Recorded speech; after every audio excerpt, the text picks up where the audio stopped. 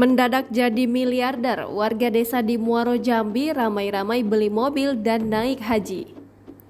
Sejumlah warga desa Muaro Sebapo, Kecamatan Mestong, Kabupaten Muaro Jambi, membelanjakan uang ganti rugi pembebasan lahan pembangunan jalan tol untuk membeli mobil. Ada 10 orang yang membeli mobil, bukan mobil yang mewah, mereknya itu Rush, Mobilio, dan Innova.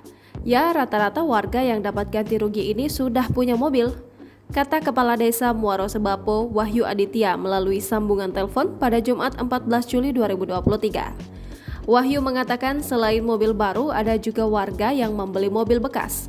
Selain kendaraan, warga yang mendapat ganti rugi juga membelanjakan uangnya dengan membeli puluhan hektar tanah dan kebun sawit.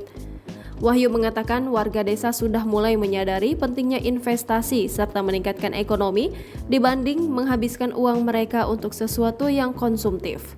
Selain itu, warga juga mempergunakan uang mereka untuk melaksanakan ibadah umroh dan haji. Ada juga yang merenovasi rumah agar lebih nyaman ditinggali. Sebelumnya diberitakan 157 warga desa Muaro Sebapo, Kabupaten Muaro Jambi, Provinsi Jambi, mendapat ganti rugi dari pembebasan lahan pembangunan tol Trans Sumatera Ruas Jambi Betung. Kaur Perencanaan Desa Muaro Sebapo, Sumirat mengatakan terdapat 251 bidang tanah yang dibebaskan.